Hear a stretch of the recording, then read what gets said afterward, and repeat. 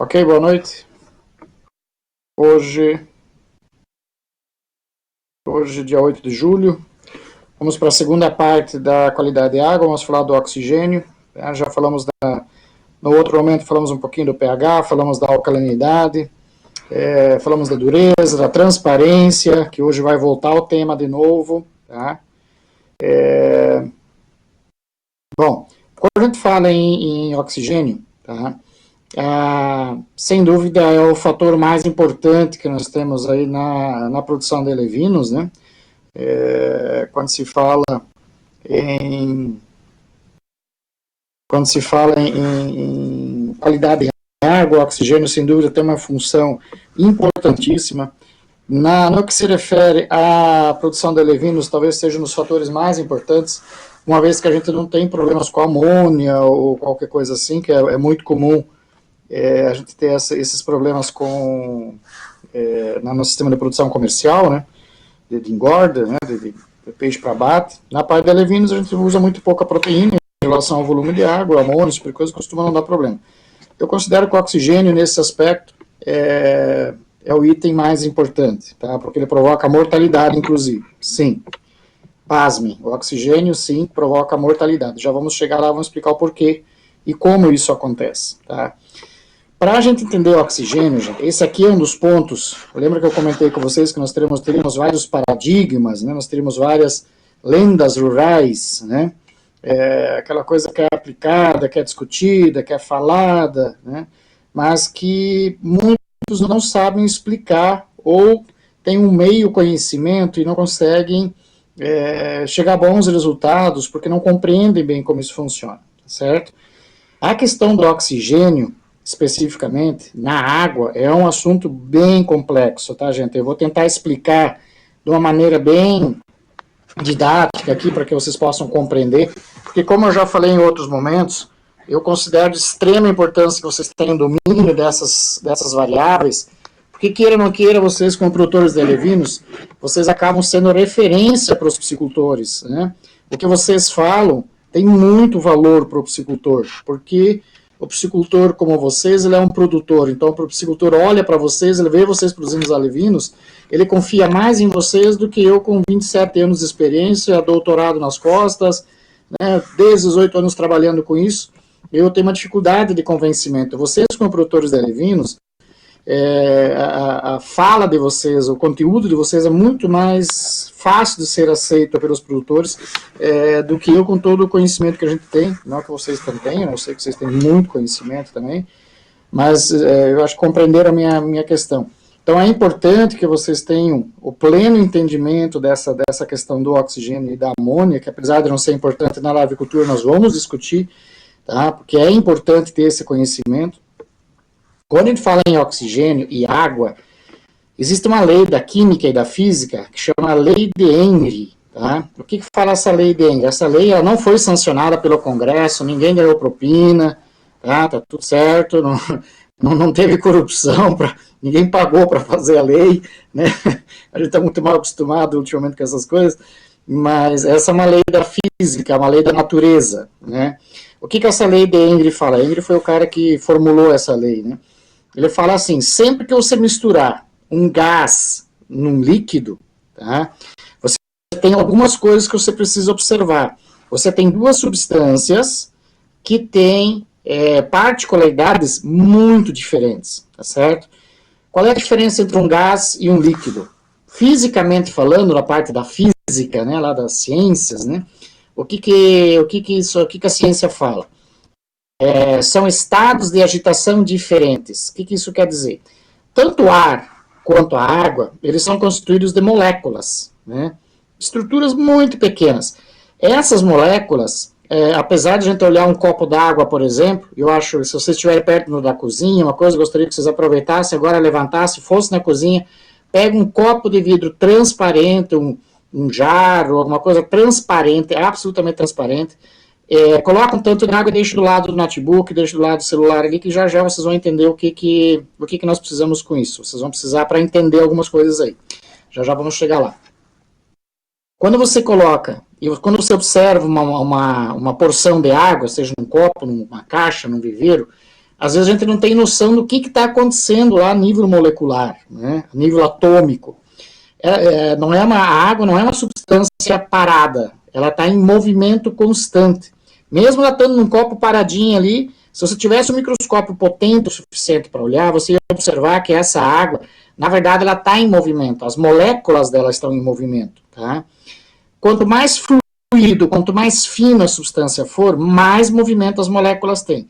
Se você comparar, por exemplo, um bloco de gelo, um copo de água e um pouco de vapor, né, de água, o bloco é tudo água, só que o gelo é água em estado sólido. O que é o sólido? As moléculas praticamente não estão se mexendo. Tá? O calor foi retirado, as moléculas param de se mexer e a substância endurece, fica sólida. É isso que acontece quando você congela. A geladeira faz o quê? O freezer, o congelador, ela tira o calor da substância, tá? Quando tira o calor, as moléculas param de se agitar, elas diminuem a agitação, elas param de uma bater na outra. Diminuindo essa agitação, elas diminuem de volume e, consequentemente, param de se agitar e a substância endurece, congela. Quando você fornece calor, o que você faz? As moléculas obtêm energia desse calor, explicando de uma forma assim bem simples, elas começam a colidir uma com a outra, elas começam a se afastar uma da outra, tá? E aí vai do sólido para o líquido, e se você continua fornecendo calor, do líquido vai para o gasoso. Por isso que o vapor tem tanta força, né? Foi inclusive a Revolução Industrial, aquela coisa toda. Né? O que acontece? Essa agitação dessas moléculas, tá? Ela vai influenciar na quantidade de gás, na quantidade de oxigênio que você consegue colocar dentro da água. Por quê? O gás ele tem uma agitação dessas moléculas muito maior, no caso o oxigênio, do que a água. A velocidade com que uma molécula bate na outra é muito, milhares de vezes maior do que na água, né, que a velocidade de colisão já é um pouco menor. Tá? Então, essas duas coisas, essa tal de lei de Henry, não quero que vocês saibam a lei, não é isso que eu quero que vocês entendam, eu só quero que vocês entendam que existe ali uma condição física, tá, entre a molécula de água e a molécula de gás, no caso o oxigênio, fisicamente elas estão em conflito. Tá? São duas coisas que não se entendem muito bem. Né? São duas coisas que não entram muito em sintonia, tá certo? Só que nós precisamos fazer isso entrar em sintonia, porque nós precisamos do oxigênio dentro da água. Tá? Então, como é que a gente consegue trabalhar isso? Né? Segundo essa própria lei de Henry, ela fala assim, tem 3 fatores que influenciam na quantidade de gás que você consegue colocar num líquido. No nosso caso aqui, teriam 3 fatores que influenciam o quanto de oxigênio você consegue colocar na água. Isso é extremamente importante, tá? Quando a gente fala nessa questão de quantidade de oxigênio que você consegue colocar dentro do líquido, nós temos que levar em consideração 3 fatores. Quais são esses 3 fatores? A pressão do gás. Tá? Você vai dizer assim, tá, mas o que é essa pressão do gás? Pensa o seguinte, se você, nós, né, seres humanos, todos os animais aqui terrestres, né, quando a gente nasce, cresce, né, interage, né, temos nossas atividades do dia a dia, a gente não se dá conta que em cima de nós tem 90 quilômetros de ar pesando em cima de nós. A gente fala assim, não, mas eu nunca percebi isso. Realmente, você não percebe. Por que você não percebe? Porque nós nascemos e crescemos com essa pressão sobre nós o tempo todo. Então, os nossos ossos, a nossa musculatura, os órgãos, pressão do coração, né? A pressão com que o coração bombeia o sangue, a elasticidade dos músculos, tudo isso cresce e se desenvolve sob essa pressão o tempo todo, tá certo? Se você nascesse no espaço e crescesse no espaço, e você viesse no espaço, sei lá, na Lua, por exemplo, num outro planeta, e você viesse para cá, a pressão que essa atmosfera exerce sobre o teu corpo, tá, ela ia fazer com que você não conseguisse andar, teus ossos iam se quebrar, tua musculatura não teria força. Tá? Por que a gente não percebe esse peso dessa pressão atmosférica? Porque nós nascemos e crescemos sobre ela, e o nosso corpo está acostumado, nós estamos acostumados a lidar com ela. Né? Ela não é uma resistência para nós, só que ela existe. E são 90 quilômetros de ar que estão sobre as nossas cabeças. Tá? São 90 quilômetros de atmosfera de moléculas de ar que tem peso, tem massa, né? Isso pesa. Essa pressão desse gás, ele é o fator mais importante para entrar o oxigênio dentro da água. Certo? Então guardem isso. Nós vamos falar muito disso hoje. Pressão do gás. Pressão, não esqueçam. Segundo fator é a temperatura. Quando a temperatura de um líquido varia, significa o quê? Ele recebe calor, como a gente já comentou, as moléculas começam a se agitar, quanto mais calor ele recebe, mais agitação. Quanto mais essas moléculas se agitam, mais espaço se cria entre uma molécula e outra, mais fácil do gás escapar do meio líquido para o meio atmosférico, para o meio gasoso. A gente tem que lembrar, como eu já comentei no início, que a água e o ar não é que nem água e óleo, eles não se dão muito bem. A tendência do gás é sempre escapar para a atmosfera. Tá? Vocês vão ver que é mais difícil que a gente pensa conseguir manter o oxigênio na água. Tá? A tendência dele é sempre ir para o ar, onde ele está igual, onde é o meio dele. Deixar ele preso na água é um negócio complicado. A temperatura influencia muito nisso. Quanto mais quente a água, menos oxigênio ela consegue segurar. Quanto mais fria a água, mais oxigênio ela consegue segurar. Mas atenção, primeiro fator é a pressão. Pressão é o fator mais importante. Ele que determina, na verdade, quanto oxigênio vai ficar na água. Depois a temperatura. Tá certo? E o último fator é a agitação da superfície. Eu não sei se vocês tiveram já o tempo de ir lá buscar o copinho com água e tal. Espero que eu tenha conseguido. Para quem conseguiu, para quem pegou, né, deve ter gente levantando e correndo agora para lá buscar. Eu vou enrolar um pouquinho aqui para dar tempo. Né? Mas para quem já pegou o copo d'água lá, ele deve estar, deixa ele parado em cima da mesa e olha ele de lado.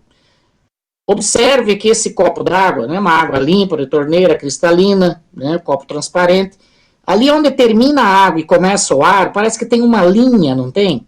Né? Tem ali parece assim um aspecto um pouco mais denso, um aspecto um pouco mais grosso, tá? Aonde termina a água e começa o ar, se for um copo, uma jarra, uma coisa assim. Essa linha nós chamamos de tensão superficial. O que é isso daí?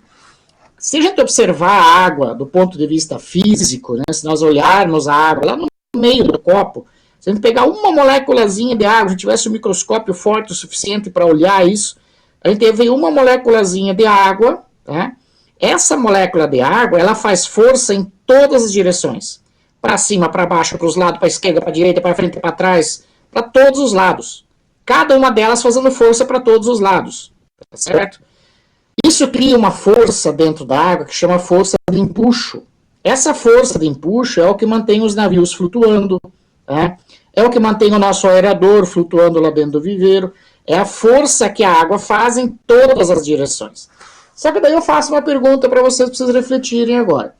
Se a água faz força em todas as direções, 360 graus, como se fosse uma esfera fazendo força para todos os lados, como é que funciona ali no limite, onde a água acaba e o ar começa?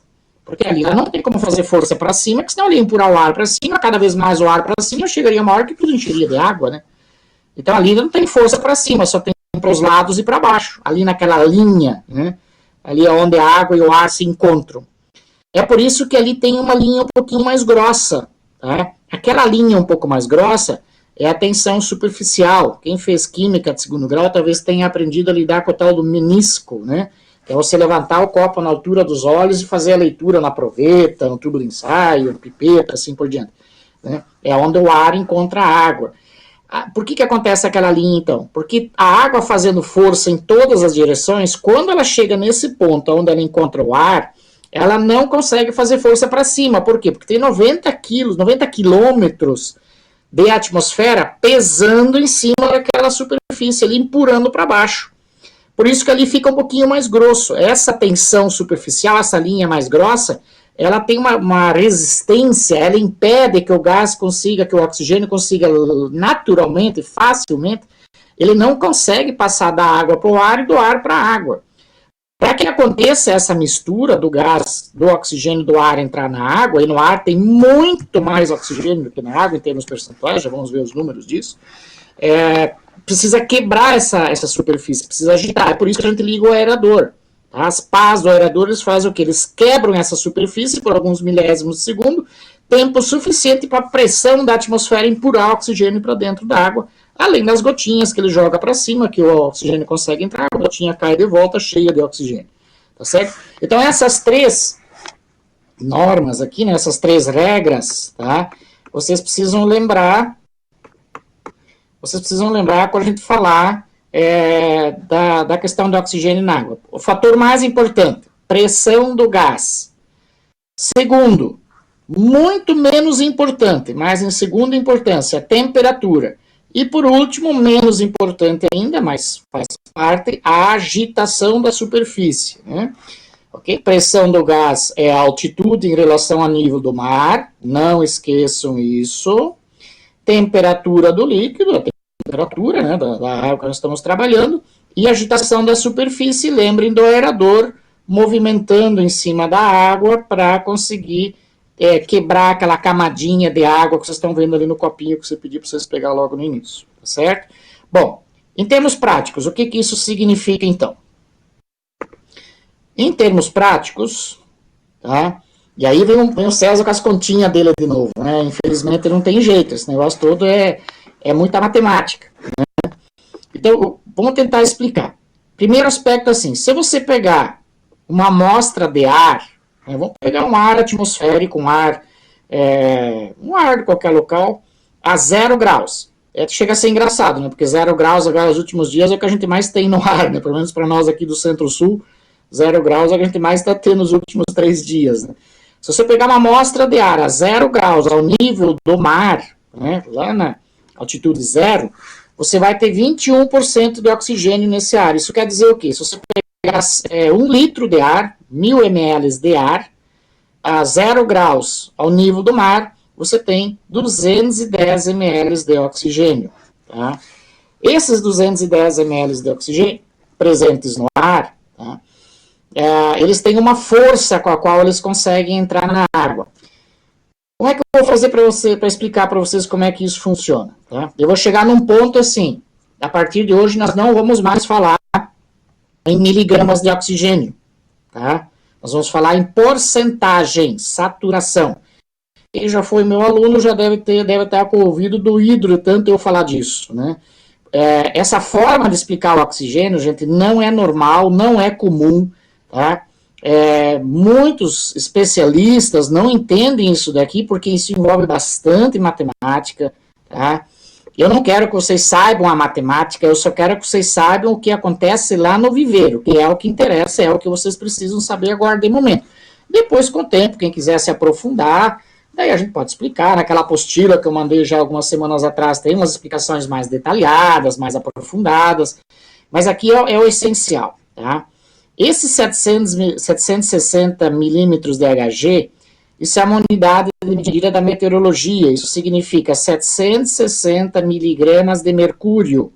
Essa é a pressão que a atmosfera faz ao nível do mar, tá? Então a gente fala assim, ao nível do mar, nós temos uma pressão de 760 miligramas de mercúrio, tá? Que é a pressão que 90 quilômetros de ar fazem sobre a superfície do planeta.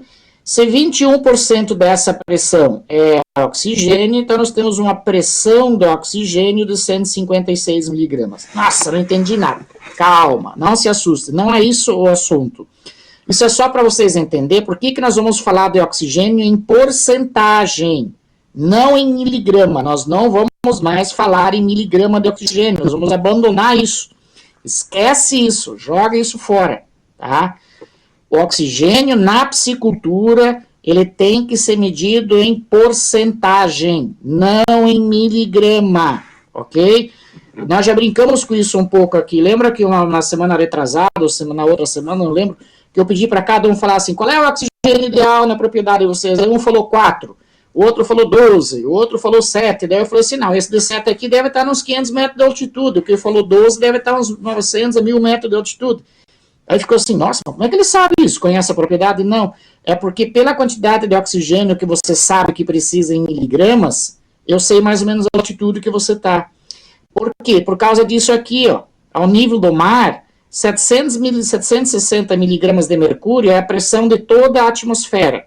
Desse total, 21% é oxigênio. Então, a pressão do oxigênio é 159, é o nível do mar.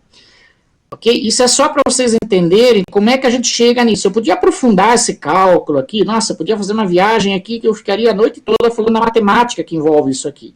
Mas não é isso que eu quero. O que eu quero que vocês entendam, e agora eu vou dar um pulo, né? Eu vou pular longe na frente no conteúdo. Eu preciso que vocês entendam duas coisas aqui, ó. Concentração de saturação e concentração atual. O que é a concentração de saturação? Imagina assim, você está ao nível do mar, tá?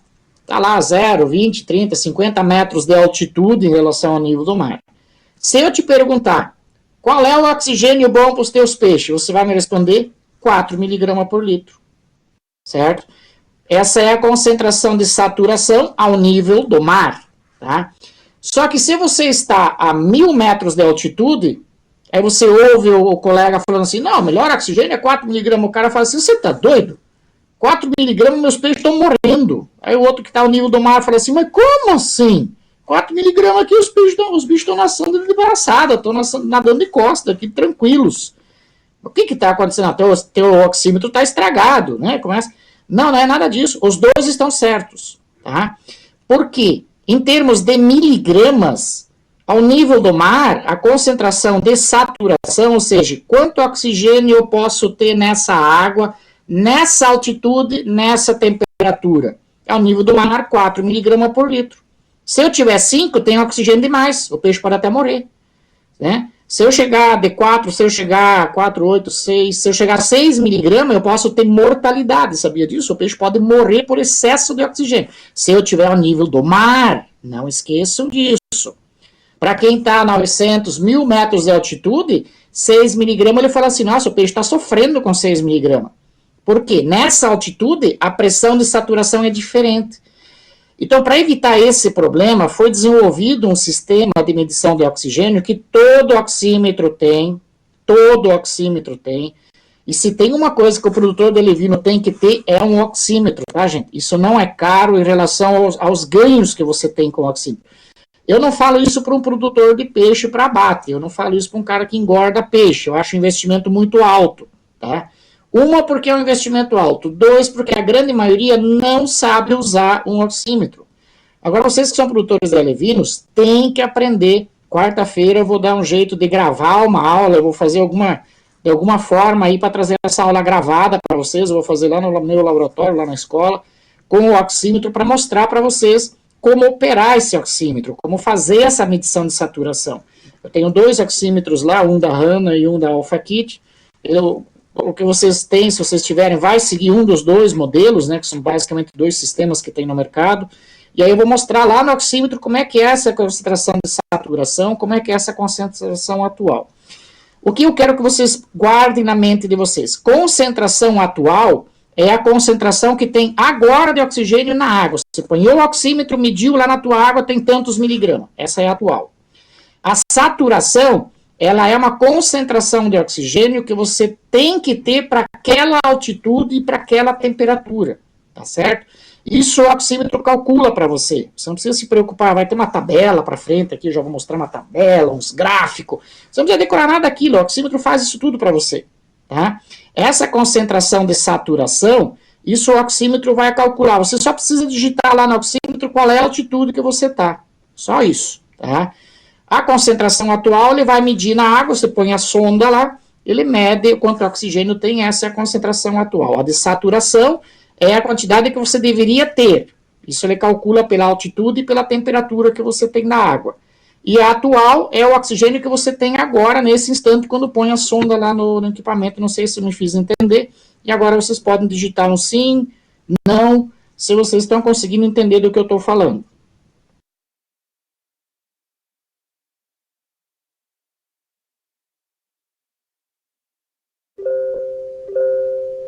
Ok. André, Claudicir, Takeshi. O Takeshi não pode nem falar nada. O Takeshi foi meu aluno de qualidade de água, ele tem que estar fera nesse negócio, né? Antônio, Garibaldi, beleza. Uhum. Eduardo, beleza, ok. Aldonir.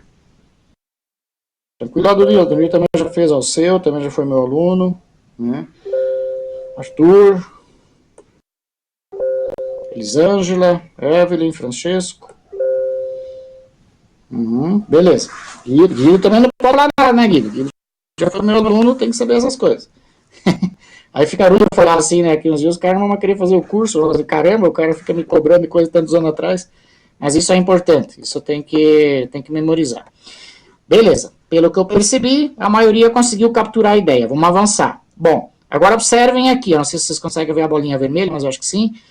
Nós temos aqui um CA, ou seja, concentração atual, concentração que eu tenho agora na água. E concentração de saturação é aquela que eu deveria ter, que talvez eu não tenha. E olha que coisa doida agora, ó.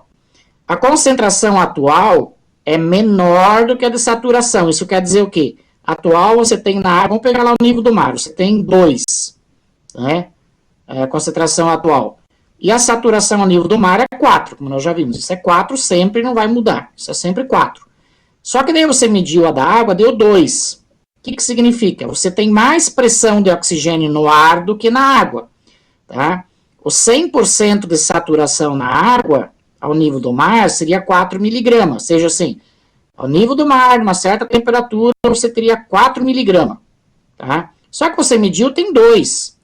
Quando você ligar o aerador, o que vai acontecer? O oxigênio vai do ar para a água. Por quê? Tinha que ter 4, só tem 2. Daí a pressão é maior do ar para a água. Agora imagine no final de tarde, uma água fertilizada, verdinha, adubada, né? Muita luz, muito sol, calor, gás carbônico. O que as algas vão fazer? Produzir muito oxigênio através da fotossíntese, né? Como nós já discutimos. Aí você vai lá medir, aí você está no nível do mar, 25 graus, tem lá 4 miligramas. Essa é a saturação, é sempre a mesma. Só que você mede na água, põe a sonda lá, liga o aparelho, ele te dá lá 6 miligramas. Só que para aquela altitude e aquela temperatura era para ser 4. Mediu lá com a sonda, deu 6. Você liga o aerador, o que acontece?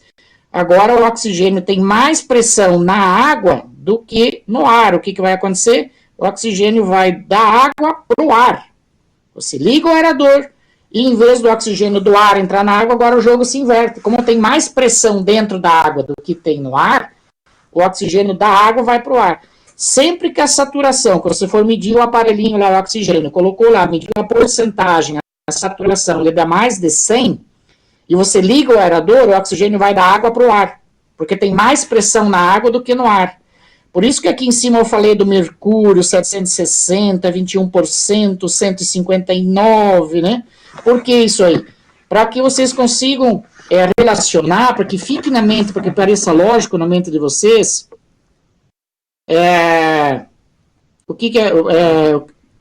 fique lógico na mente de vocês o quê? O oxigênio vai para onde tem mais pressão.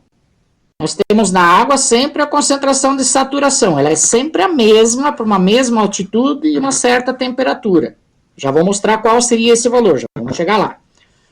Se você tiver uma concentração na água menor e ligar o aerador, você tem mais pressão no ar do que na água. Aí você liga o aerador, o ar vem da água, entra na água.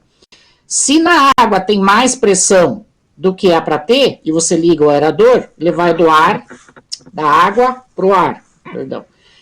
Okay? Então, essa diferença de migração sempre tem que ficar clara, tá? Não é sempre que você liga o aerador que o oxigênio do ar vai entrar na água, pode acontecer o contrário. Vai depender de quanto oxigênio você tem na água e de qual é o CS, de qual é a concentração de saturação, tá certo? Se ficou um pouco em dúvida, nós vamos avançar, eu tenho mais umas coisinhas para mostrar em relação a isso, para explicar melhor.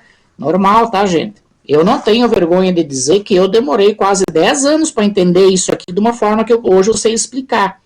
Tá? Eu sou meio burrinho, eu demorei 10 anos para entender isso aqui. Tá? Eu fui entender isso depois do doutorado que me caiu a ficha, nossa, mas é tão óbvio. É que ninguém nunca me explicou desse jeito também, né? O pessoal explicava usando a física, a matemática, a química, daí você viaja na maionese e quando vê não sabe nem o que está falando mais. Né? Então aqui eu fiz bem resumidinho, acho que fica fácil de entender dessa forma, tá certo? Bom, vamos avançar que eu tenho mais um materialzinho para mostrar aqui, para melhorar o entendimento disso. sim, aí a questão dos aeradores, né, eu acabei incluindo esses slides, né, quando você liga os aeradores, estão sempre lembrando, quando você liga o aerador, se o oxigênio vai do ar para a água ou da água para o ar, vai depender da concentração de saturação. Se você está num lugar que a saturação é 4 e você tem 6 na água, ligou o aerador, o oxigênio vai da água para o ar, tá certo? Quando a gente mexe com produção de alevinos, né, temos aí um aerador de paz, temos aqui um chafariz, não sei como é que é conhecido, aspersão, não sei como é que é conhecido na região de vocês, né? Para a produção de alevinos, eu sempre sugiro utilizar esses aeradores aqui, que são um eixo ligado num motor, tá? Esse eixo ele tem um furo numa determinada região aqui do tubo, fora da água. Quando o motor aciona esse eixo, essa rosca sem fim aqui começa a girar, empurra a água para trás, e aqui nessa pontinha, aqui sai, o ar vem por dentro do tubo, né? Quando ele empurra a água, ele acaba succionando o ar e forma microbolhas nessa região aqui, para favorecer a entrada do ar, né? O ar é succionado por essa rosca sem fim. Esse é um sistema para a produção de larvas e alevinos mais interessante do que a aspersão ou de paz. Não estou dizendo que eles são ruins, só estou dizendo que esse aqui é mais interessante. Além dele gastar menos energia, né, ele evita problema de choque mecânico com as larvas, né? Na hora que ele gira aqui, a larva consegue passar nadando aqui sem colidir com nada, isso é tranquilo para ela. Agora, num sistema de hélice como esse da aspersão, ou um sistema de paz como esse aqui, você pode triturar as larvas, isso já não acontece aqui, tá? Então, se for para colocar um aerador, alguma coisa assim, opte por algo desse tipo aqui, tá certo? Além disso, eu particularmente prefiro, vamos ver passar o slide, passou? Eu particularmente prefiro esse sistema com airlift, com sopradores, tá? Colocando difusores dentro da água, e aí tem N formas que você pode fazer isso. Por que eu prefiro isso? Porque isso não provoca choque mecânico, você não corre o risco de comprimir ou pressionar ou friccionar larvas ou alevinos, ou pós-larvas, né, ou microalevinos. Um sistema com difusores é muito mais interessante. Eu, na minha propriedade aqui, que a gente trabalha fazendo umas desovas, coisa pouca, mas a gente faz um pouco aí de larvas aqui para os produtores da região, que às vezes aproveita melhor o tempo deles mexendo com tilápia, a gente acaba fazendo as larvas pessoal, para a gente vale a pena, que a gente ganha um truquinho extra aí nas férias e nos final de semana, né? Você é professor, a gente tem que viver também, né? A gente também quer passear na Disney. Aí, o que acontece? Nesse caso aqui, tá? Nós evitamos esse problema de choque mecânico e eles funcionam perfeitamente bem, tá? Aqui tem um probleminha ainda, que esse negócio, que quando você desliga o compressor, tá? O que vai acontecer? O ar para de entrar, a água começa a entrar na tubulação e sobe até aqui em cima. Tem que tomar cuidado, se isso aqui ficar mais baixo que o viveiro, vai encher de água aqui dentro, tá? Aí quando o motor liga, que você dá a partida, ele tem que fazer uma força descomunal para empurrar essa água de volta. Hoje em dia já existem sistemas com válvulas que impedem esse retorno, tá? Esse retorno da água para dentro da mangueira, ok? A vantagem de trabalhar com isso aqui é que você não precisa necessariamente usar um airlift, tá?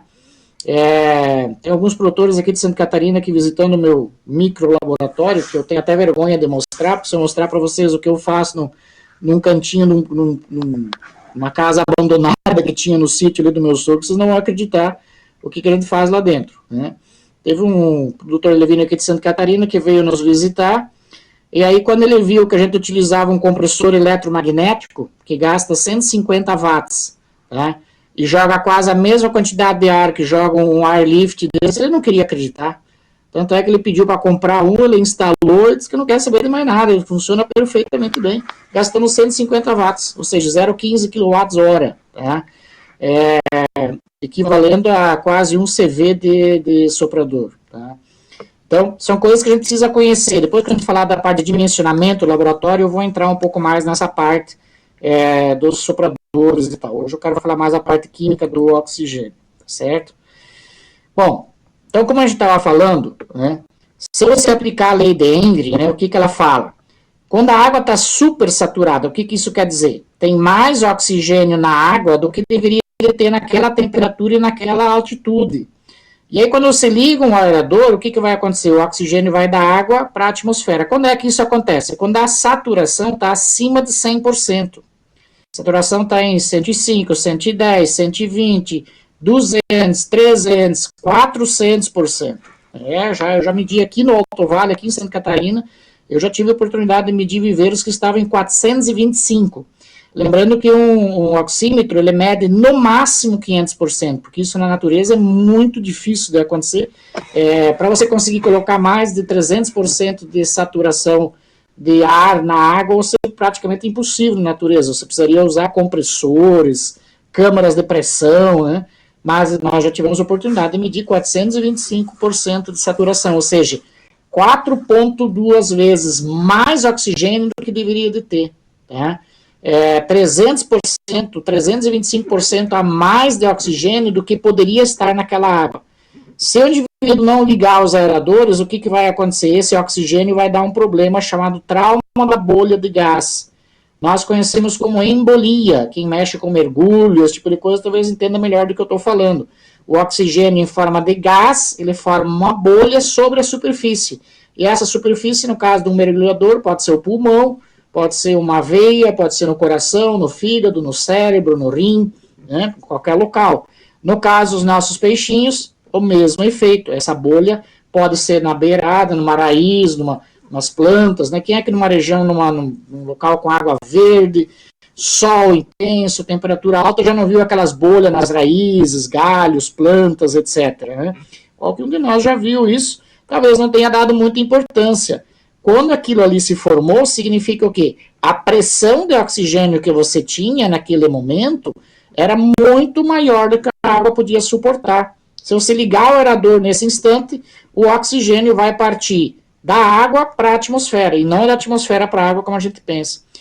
Quando a água está saturada, saturada significa o quê? A quantidade de oxigênio que tem na água, a pressão dela é igual à pressão da atmosfera. Não acontece nada, se você ligar o aerador, ele só gira a água, não vai acontecer nada. Por quê? A água está em 100% de saturação, 95, 105, o que isso quer dizer? Você liga o aerador, ele vai mexer a água, vai agitar e não vai acontecer nada. A pressão está igual dos dois lados.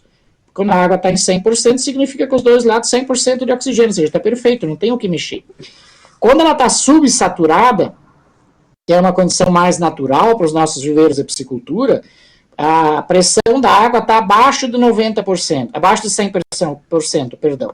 Aí quando você liga o aerador, como tem menos pressão na água do que no ar, você liga o aerador, o oxigênio do ar vem para a água, que é o mais normal, é o que a gente espera que aconteça, ok? Então não esqueçam, o oxigênio ele circula da água para o ar, do ar para a água, dependendo da pressão que ele está.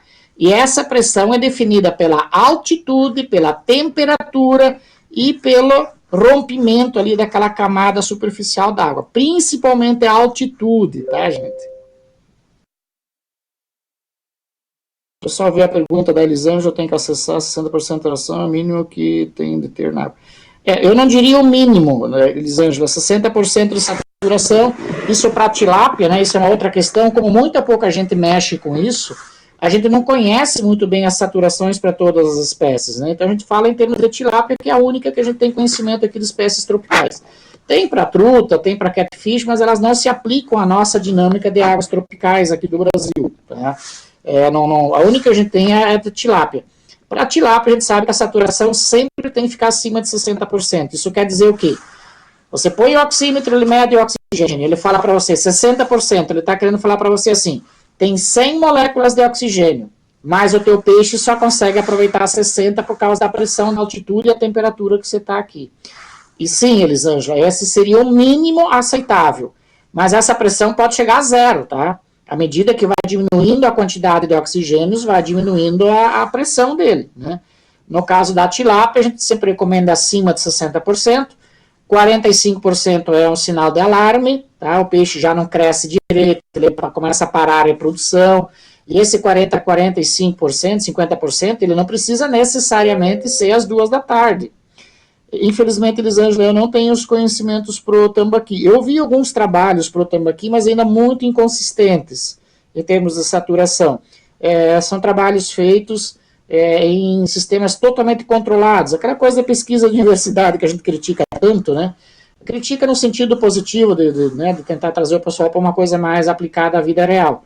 aquela pesquisa com aquário, água cristalina, 24 aquários, numa sala com temperatura controlada, água perfeita, né?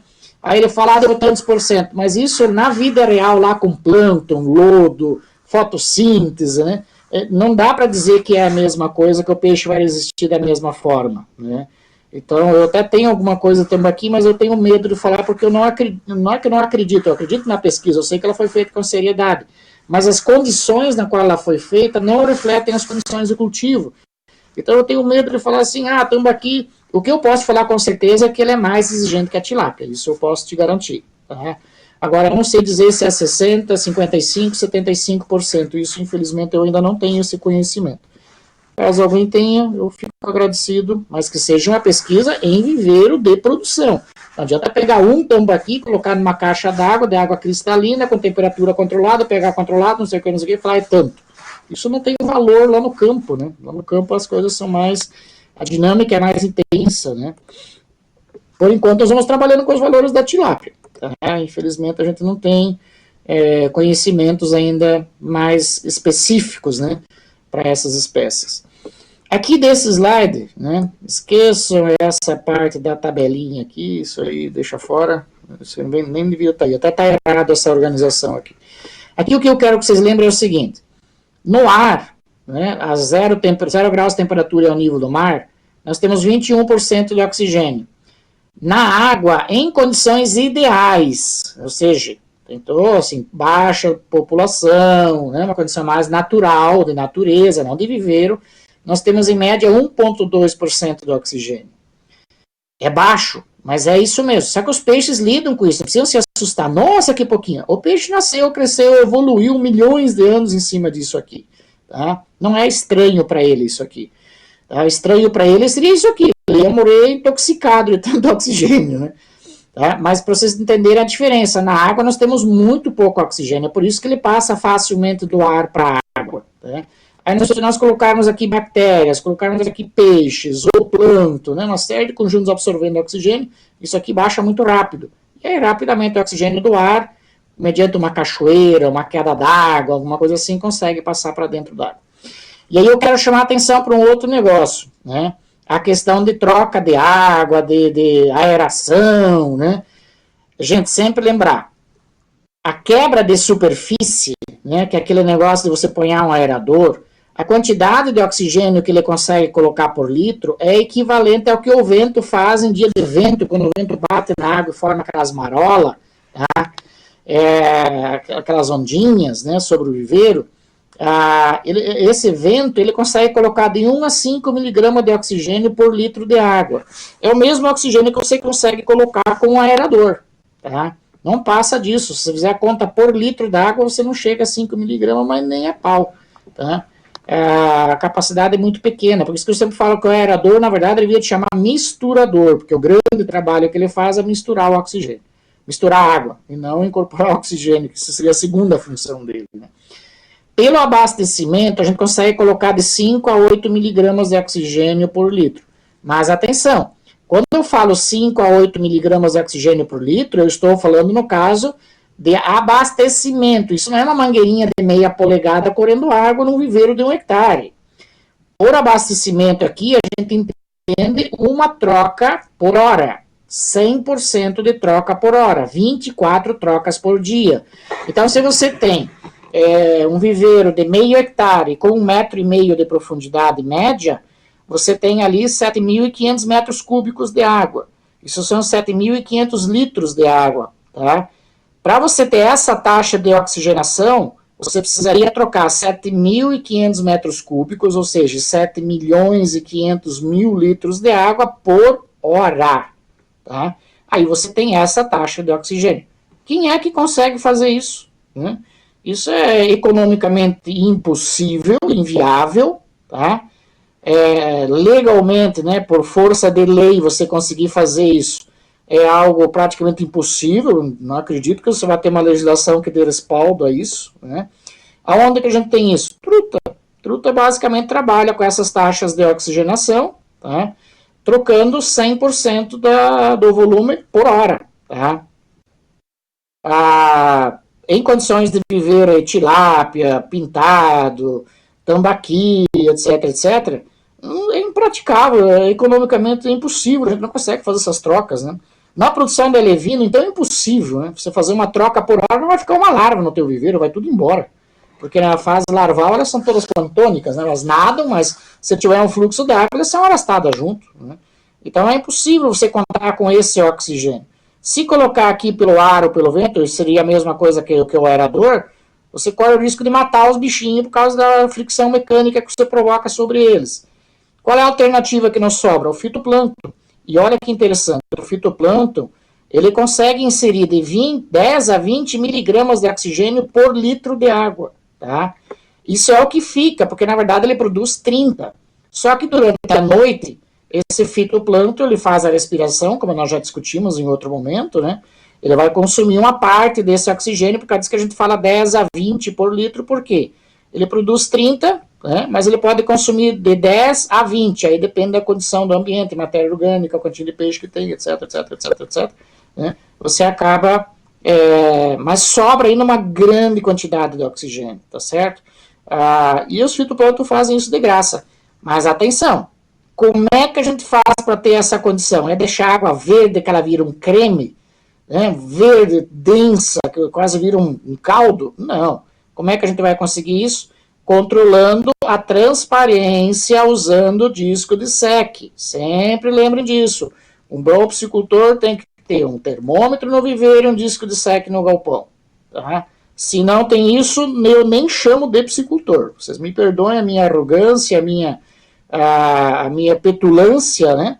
Mas é uma condição, isso são 27 anos de experiência na piscicultura. Piscicultor que não tem um disco de SEC no galpão e não tem um termômetro instalado no viveiro, não é piscicultor. Ele não sabe o que está acontecendo no viveiro dele, ele trabalha com sorte.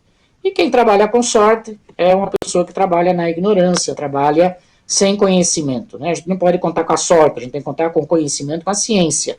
A sorte nós temos que eliminar desse processo, né? Porque ela não favorece todos. Ok? Bom, vamos avançando então. Como a gente havia comentado, tá?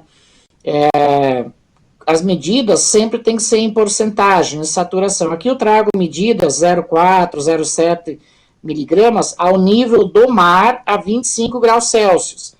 Sempre que falar em miligramas, você tem que citar qual é a tua altitude e qual é a tua temperatura.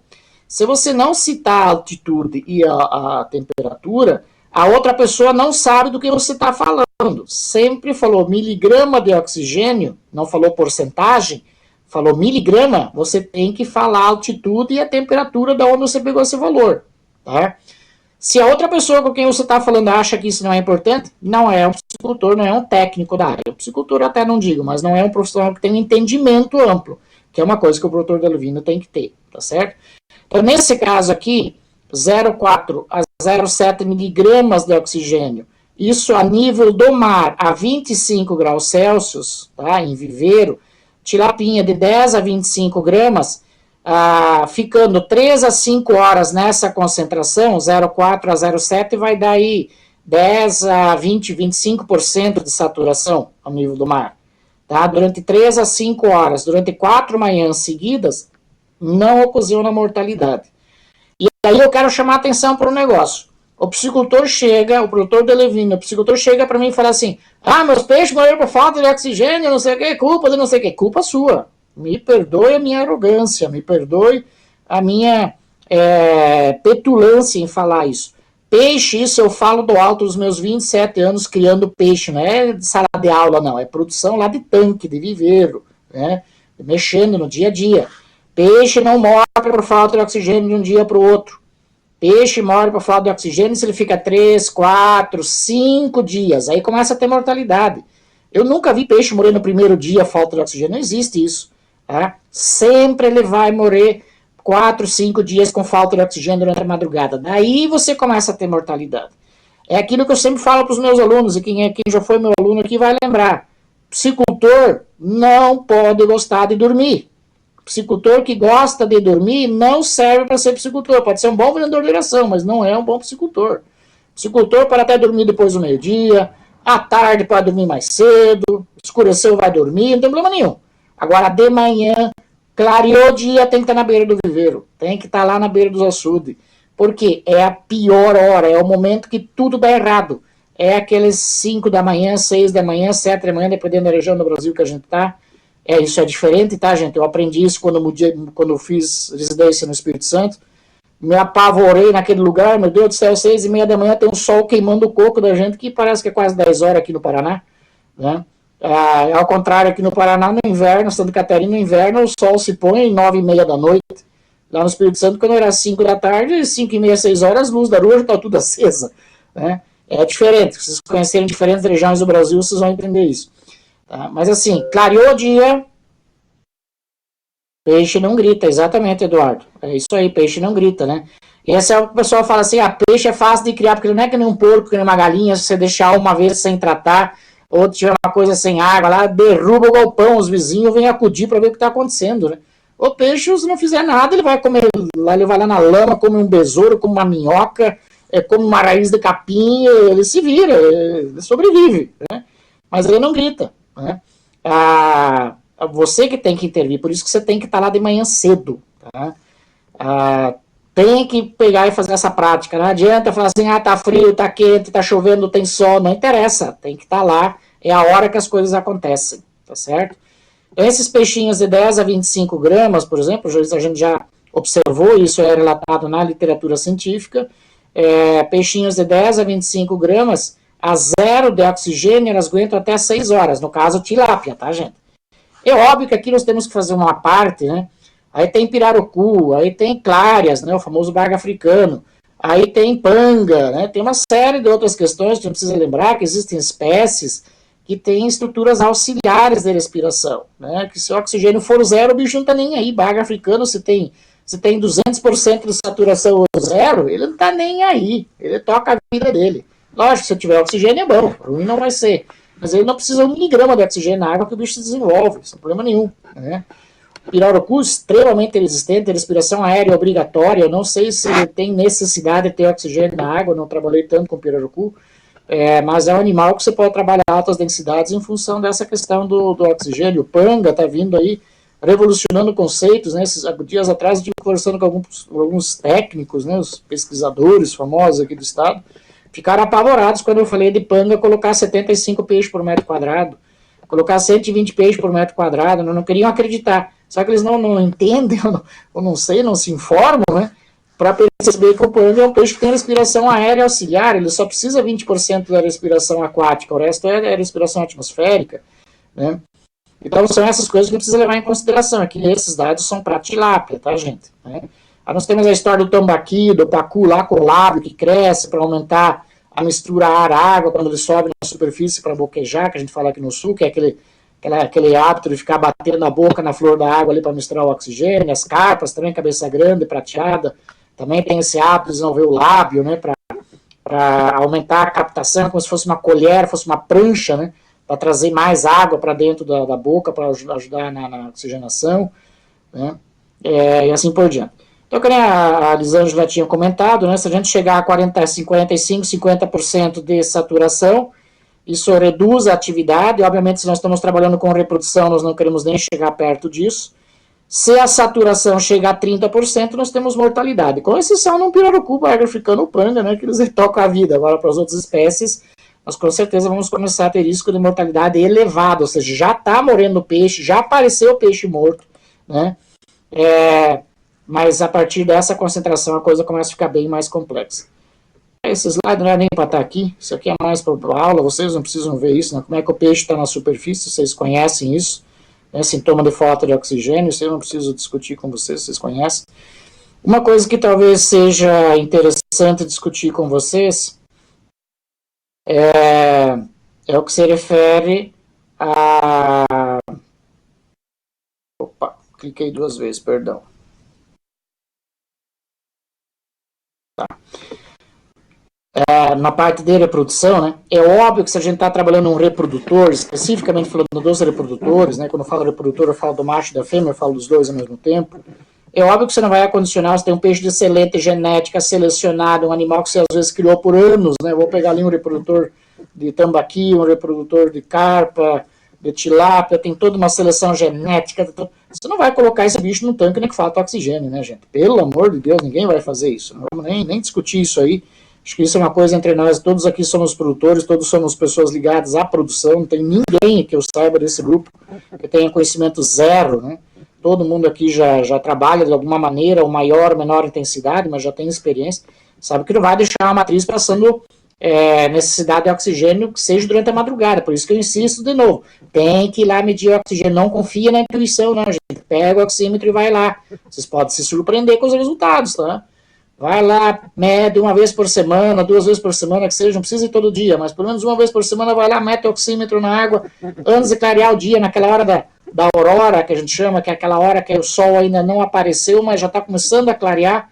É a melhor hora para você ir lá, a fotossíntese ainda não está acontecendo, ainda não está mais escuro, não precisa ter medo de fantasma, bicho papão, né, ET de Varginha, não precisa ter medo de nada disso, já clareou o dia, já foi tudo embora os bichinhos. Né? Vai lá, pega o teu oxímetro, vai lá, mede o oxigênio para você ver a concentração. Estou rindo para mim mesmo aqui das minhas bobagens que eu falo, né? Mas às vezes precisa vocês despertar, senão fica chato, né? Então não preciso nem enfatizar essa questão, mas vai lá, mede o oxigênio. Quando eu falei antes da concentração, olha que interessante essa tabela aqui, ó, né? Temperatura aqui, e a quantidade de oxigênio que se espera encontrar. Aqui é para água salgada e água doce. 0 é água doce, 10, 20, 30, 40 é a quantidade de sal. Esquece esse 20, 30, 40 que isso não interessa para nós. Mas vamos observar aqui, ó. Quando a água está a 18 graus, né, espera-se que tenha 9,45 graus, 9,45 miligramas de oxigênio nela. Se essa água chegar a 30 graus, o normal é 7,54. E aí tem uma coisa interessante que a gente falar de reprodução, Janaína. Janaína Dalford. Vamos lá, vamos prestar atenção agora, tá? Nós somos aqui do Sul, Paraná, Santa Catarina, Rio Grande do Sul, alguns do Mato Grosso, talvez São Paulo, alguns locais. As outras regiões do Brasil, acho que isso não é tão comum. Vamos fazer desova agora nessa época, né? Então lá, tô com carpa véu, carpa colorida, tudo maduro aí, cuspindo ovo já, né? Vou fazer desova. Só que a água que vem pro laboratório tá a 18 graus. Não dá para eu trabalhar, quer dizer, até dá. Vai demorar 30 dias para eu conseguir fazer a desova, a incubação, a larvicultura. Não tem condições, vai morrer de fungo, não vou conseguir, é muito gasto de tempo. O que eu vou fazer? Eu vou aquecer essa água, não é? Não é isso que a gente faz? Bom, o que acontece agora? Eu pego essa água a 18 graus, teoricamente ela está com 9,45 miligramas de oxigênio, eu trago ela para uns 24 graus aqui, ó. Eu trago para 24. Para essa temperatura, ela tem 8,4 miligramas de oxigênio. De 18, 9,45 para 8, eu tenho aqui 1 miligrama de oxigênio a menos por litro. O que acontece? Eu pego essa água, trago do tanque lá do reservatório, que é aberto, pressão atmosférica, o oxigênio misturou, ali está em equilíbrio e tal. Eu trago para um aquecedor elétrico, a gás, a lenha, seja lá o que for, e aí eu esquento essa água. Só que esse aquecimento é dentro de um conjunto de tubos, um aquecedor, uma tubulação, etc, etc. Eu trago essa água a 24 graus. Só que agora presta atenção. Se aqui ele estava com 9,45 a 18 graus, eu estava com 100% de saturação, aí eu aqueço essa água até 24 graus, que é uma temperatura boa para mexer com minhas carpinhas. Agora eu perdi, né, de 18 até 24, eu perdi 1 miligrama. Mas esse gás teve como sair? Não. Isso tudo estava dentro de tubo, dentro de um aquecedor, de tubulação de cobre, não tem para onde esse gás escapar. O único local onde o gás consegue escapar é na incubadora, quando a pressão alivia, porque ali tem contato com o ar atmosférico. E aí acontece uma coisa misteriosa, né? A Janaína, o Aldonir, da Psicultura Íntima, a Evelyn ali, do pessoal ali do sul de Santa Catarina, quem mais é que é da região fria aqui? A Janaína, o Júnior, o Aureolão, o Fausti, né? A Thaís, né? A pessoa que está aí online, o Jones, né? Ali de Francisco Beltrão, o André Neto, talvez também já tenha tido, o Benício, com certeza já teve dificuldade com isso, o Cláudio, não sei se ele está online aqui, não estou vendo, mas deve estar. O que acontece? Aí você põe os seus ovos de carpa lá dentro, você fez a lavagem dos ovos, né? trabalhou lá com ureia, sal, lavou, ficou soltinho e tal. Quando você põe na incubadora, é normal, um pouquinho não fica grudado, é difícil de ficar 100% solto. Só que daí o que acontece? Dali a pouquinho, dali uma hora e meia, você vai lá na incubadora, tá tudo boiando, cheio de bolha de gás. Você fala, mas o que aconteceu com esse negócio? É só pensar um pouquinho. Você pegou uma água a 18 graus, tá?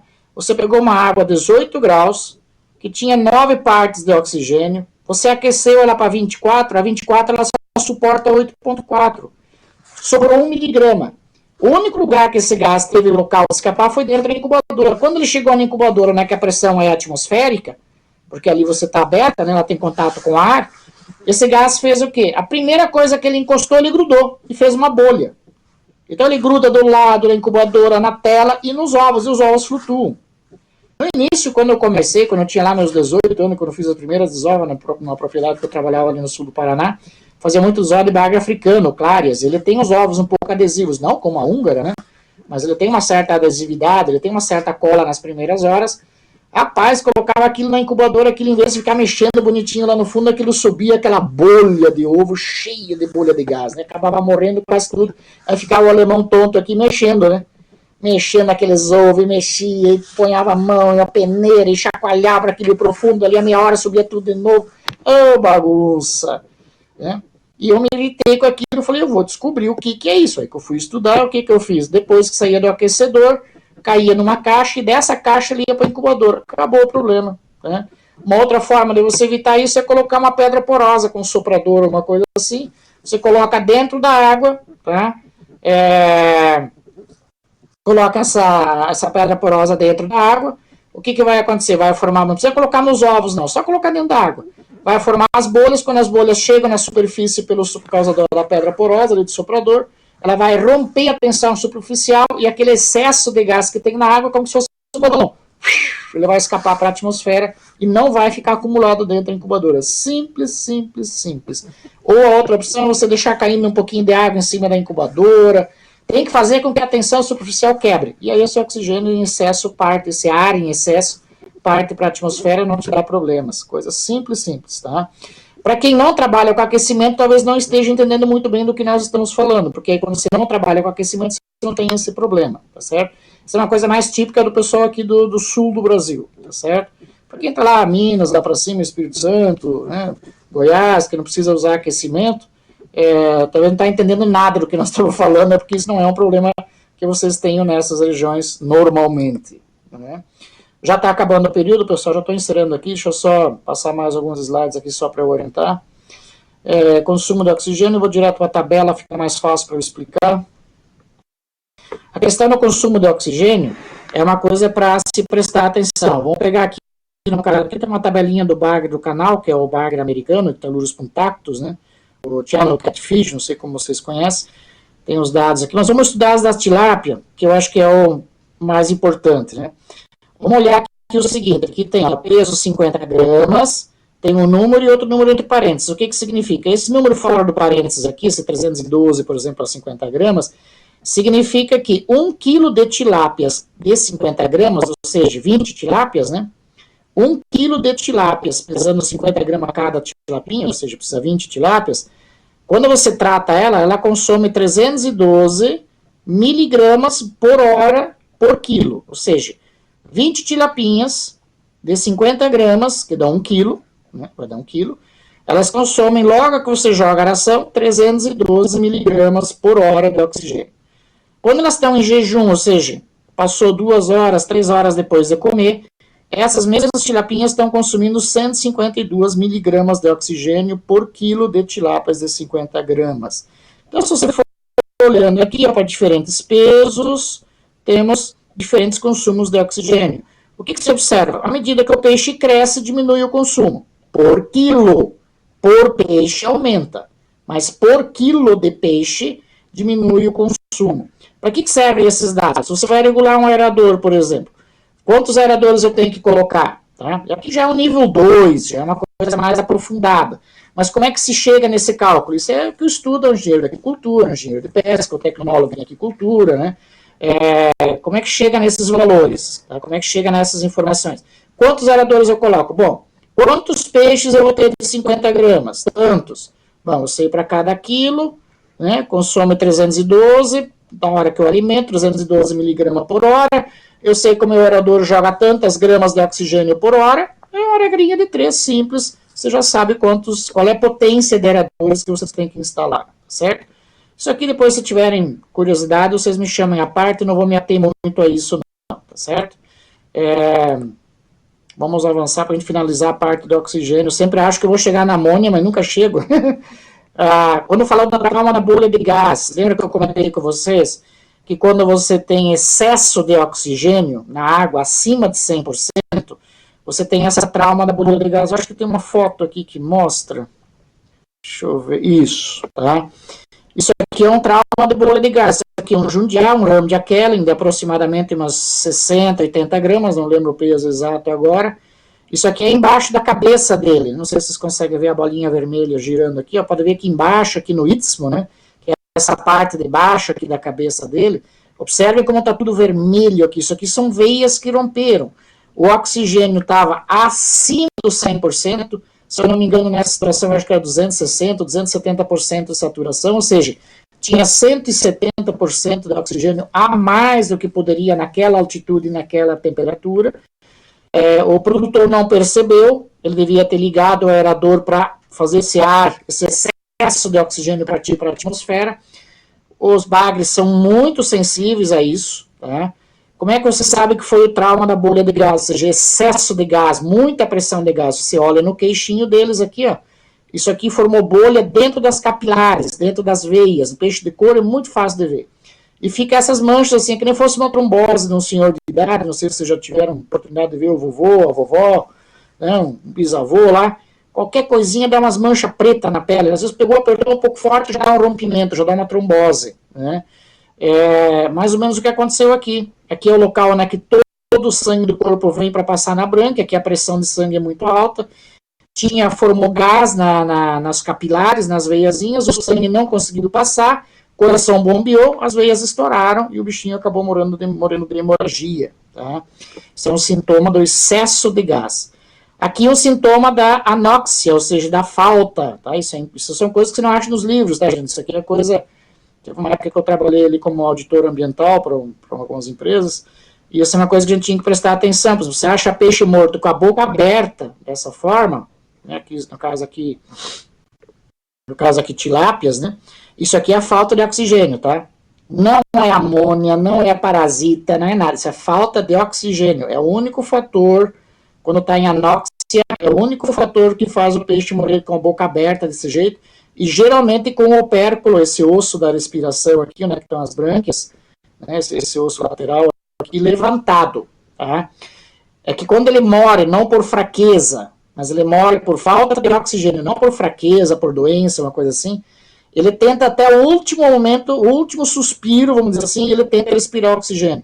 E ele acaba morrendo nessa posição de boca aberta, tá? Como se estivesse esperando vir um pouquinho de oxigênio para ele não precisar morrer. Isso é sintoma de falta de oxigênio. Morreu com a boca aberta é falta de oxigênio, não é intoxicação, não é parasita, porque nesses casos ele morre por fraqueza, ele não fica com a boca aberta na hora de morrer. Morreu de boca aberta é porque ele estava nutrido, ele estava bem, ele só não conseguiu oxigênio suficiente e morreu, tá certo? Isso aqui eu já vi muita piscicultura que a gente vai, que o pessoal chama, não sei o que, problema da aração e tal, você vai lá ver, amônia, não sei o que, você vai lá ver o peixe com a boca desse jeito, né? Não tem nem o que dizer, foi falta de oxigênio. Tá? É o único quesito que você consegue ver o peixe dessa forma. Isso é coisa que não tem nos livros, isso a gente aprendeu aí na luta da vida real. Né? Deixa eu ver aqui o que mais nós temos aqui. Opa! Cliquei no botão errado, 35. Então, isso daí, aquele bagrinho que tinha aquele sangue, né, na parte de baixo quando você tem 300% de saturação, ou seja, normal é 100, você está em 300%, pode acontecer mortalidade massiva, como está abaixo de 30%, tá? De saturação. Okay? Isso no caso da tilápia. Para as demais espécies a gente ainda não tem muita informação. No caso da larvicultura, você tem que observar o movimento. Se você tiver desconfiado que é excesso de saturação, excesso de gás, no final da tarde, peixinho nadando de forma lenta, tá? Fica na superfície, ele não consegue descer, ele fica preso na superfície da água, ele não consegue mergulhar. Eu perdi muito pacu até que eu aprendi larvas de pacu, né, até que eu aprendi o que era isso aqui. Eu chegava na beira do viveiro, adubava aquela água verdinha, fertilizava para ficar bem verde, aí no verão, janeiro, fevereiro, aquele sol, né? Aí quando você ia na beira do viveiro, parecia que os bichinhos estavam querendo nadar e não conseguia descer, ficavam nadando na flor da água. Quando você olhava assim, eles tinham uma bexiga natatória imensa, ou uma outra bolha perto do olho, perto da boca, na cauda, né? Excesso de saturação, provavelmente a saturação estava em 250% a 300%, tá? Não tinha como esse gás escapar, não tinha um movimento na água, não tinha um soprador, alguma coisa que rompia a tensão artificial para esse gás de excesso sair para a atmosfera, tá? E acabava acumulando essas bolhas no corpo e o bichinho acabava morrendo por causa disso. Perdi muito pacu até que eu aprendi a lidar com isso, né? Depois que eu falei, a gente põe um sopradorzinho, nem que seja aqueles de aquário, tá? Aqueles pequenininhos, não interessa. Põe ali do lado uma pedra porosa, já é suficiente. A pressão em excesso que tem vai subir junto com as bolhas de gás e vai sair, tá? Era isso para a parte de oxigênio, tá? Espero que tenha contribuído aí com o conhecimento de vocês, tá? A aula foi gravada, estou tendo alguns problemas na conversão, porque, como eu já falei para vocês, o sistema não permite a conversão naturalmente para colocar no YouTube. Eu estou com algumas dificuldades, no início deu certo, agora não está dando, mas eu vou, durante a semana, descobrir o que está acontecendo e terminar de postar as 2 últimas aulas que não deu certo, tá bom? Pessoal, obrigado pela atenção, passamos um pouquinho do horário, mas também começamos um pouco mais tarde. Espero que não prejudique vocês, tá bom? Um abraço e até quarta-feira, quando então vamos falar do nitrogênio, vamos encerrar essa parte da qualidade da água para a gente falar da parte de construção de laboratório, dimensionamento, incubador, etc, etc. Abraço, boa noite para todos, sucesso!